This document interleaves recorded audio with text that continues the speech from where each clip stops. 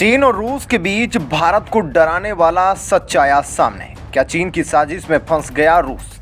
भारत से हुआ युद्ध तो क्या रूस देगा चीन का साथ? अगर रूस ने दिया चीन का साथ तो क्या भारत नेटो में हो जाएगा शामिल?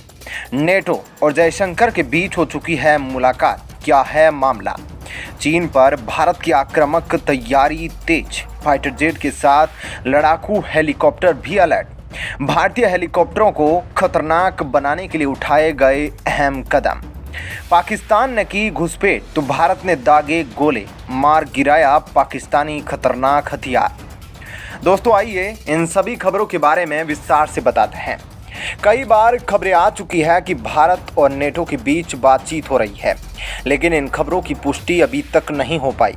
वहीं कई बार यह भी कहा गया कि भारत के विदेश मंत्री की मुलाकात नेटो देशों के सदस्यों से हो चुकी है, लेकिन अंदर क्या चल रहा है किसी को नहीं पता।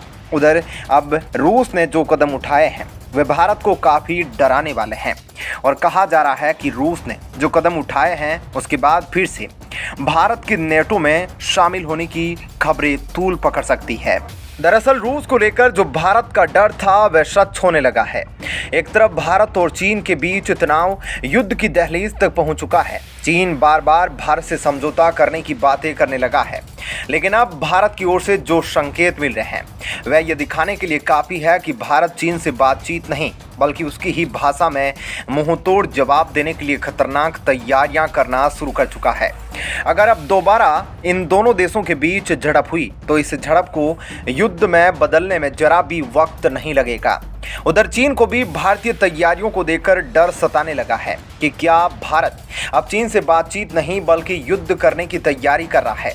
इसी को देखते हुए चीन के विदेश मंत्रालय की ओर से भारत को लेकर बड़ा ऐलान किया गया है, लेकिन इन सब के बीच अब दुनिया भर की नज़र रूस पर टिक गई। अगर भारत और रूस के बीच युद्ध हुआ तो रूस किसका साथ देगा? वहीं यह भी कहा जा रहा है कि अगर रूस ने चीन का साथ दिया तो भारत के लिए नेटो की ओर से फौरन हिस्सा बनने का पैगाम आ जाएगा। तो दोस्तों आइए आपको बताते हैं आखिरकार रूस ने कौन से भारत को डराने वाले कदम उठाए हैं और भारत का नेटो में शामिल होने का क्या मामला है। इसी साल 24 फरवरी को जब रूस ने यूक्रेन पर हमला करने का आदेश दिया था तो भारत को लेकर कई तरीके की खबरें कही जा रही थी। उसी दरमियान कहा जाने लगा कि रूस यूक्रेन युद्ध के बीच रूस और चीन की नज़दीकियां बढ़ने वाली है, जो भारत के लिए किसी भी सूरत हाल में ठीक नहीं होगी। अभी कुछ दिन पहले ही रूस के पूर्व राष्ट्रपति और रूसी सिक्योरिटी काउंसिल में पुतिन के डिप्टी दिमित्री मेदवेदेव चीन पहुंच गए और उनकी मुलाकात शी जिनपिंग से हुई, जिसके बाद इन दोनों देशों के बीच होने वाले व्यापार के डाटा को दुनिया के सामने रखा गया, जिसने दिखाया कि दोनों देशों के बीच संबंध एक अलग ही मुकाम की ओर जा रहे हैं। 2022 के इन 11 महीनों में चीन और रूस का द्विपक्षीय व्यापार 172 अरब डॉलर के करीब पहुंच गया और यह साल दर साल लगातार बढ़ता जा रहा है। वहीं दोनों देशों के बीच पिछले साल का व्यापार 146 अरब डॉलर के करीब था। चीन लगातार रूस से क्रूड ऑयल खरीद रहा है, तो वहीं रूस चीन से इलेक्ट्रॉनिक गैजेट की भारी मात्रा में इंपोर्ट कर रहा है।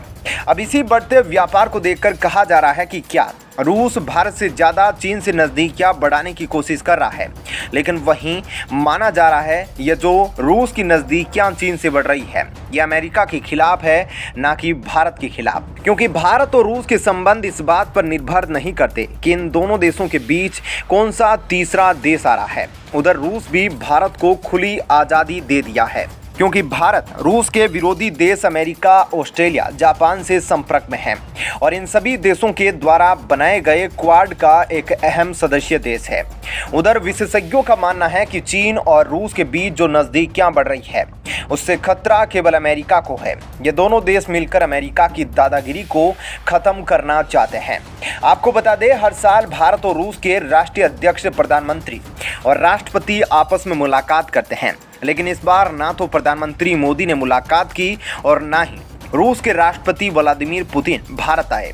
इसके बाद अमेरिका के अखबारों में ये खबरें चलना शुरू हो गई कि रूस और भारत के बीच मतभेद बढ़ रहे हैं। लेकिन यह सब चल ही रहा था तो अचानक से रूस के राष्ट्रपति व्लादिमीर पुतिन का भारत के प्रधानमंत्री को चीनी झड़प के बाद फोन कॉल आ गया, जिसके बाद से दुनिया को दिख गया कि रूस भारत के बीच कैसे संबंध है। वहीं बात भारत की नेटो में शामिल होने की जो उठ रही है वो तो फिलहाल संभव होता नहीं दिख रहा, क्योंकि भारत की पॉलिसी है वह खुद ही इतना सक्षम है कि किसी भी देश से निपट सकता है, चाहे चीन हो या भारत। दोनों देशों से अकेले युद्ध लड़ने की काबिलियत रखता है।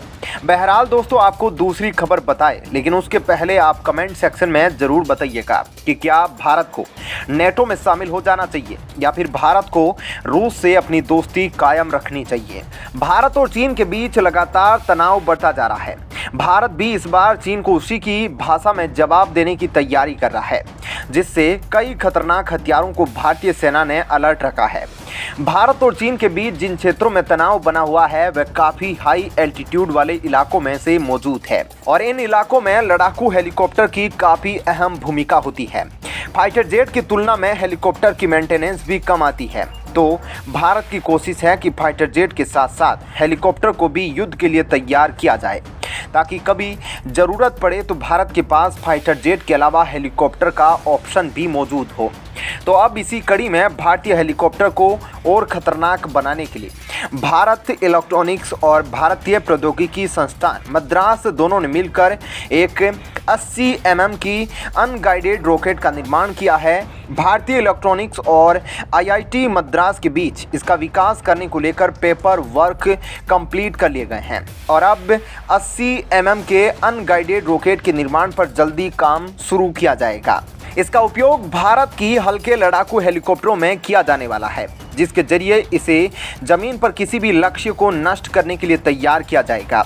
मौजूदा वक्त में भारत की ओर से कोशिश की जा रही है कि जल्द से जल्द भारतीय सेना को मेक इन इंडिया प्रोजेक्ट के तहत बनाए गए हथियारों पर शिफ्ट किया जाए, ताकि विदेशों से एक्सपोर्ट होने वाले डिफेंस वेपन्स पर निर्भरता कम की जा सके। भारत जैसे देश के लिए अपने खुद के बनाए गए हथियारों का उपयोग करना और भी अहम हो जाता है, क्योंकि उसका एक नहीं बल्कि दो दुश्मन देश है, जिसमें से पहला चीन और दूसरा पाकिस्तान है।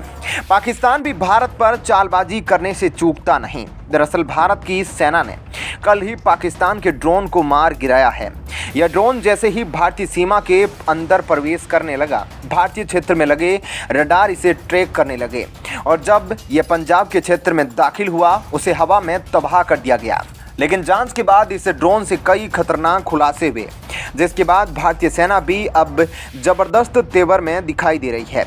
अब भारतीय सेना भी पाकिस्तान को बख्शने वाली नहीं है। तो दोस्तों, इस वीडियो में इतना ही, लेकिन सरहद पर खड़े जवानों के प्रति सम्मान व्यक्त करने के लिए कमेंट बॉक्स में जय हिंद जरूर लिखें और साथ ही वीडियो को लाइक और शेयर जरूर करें।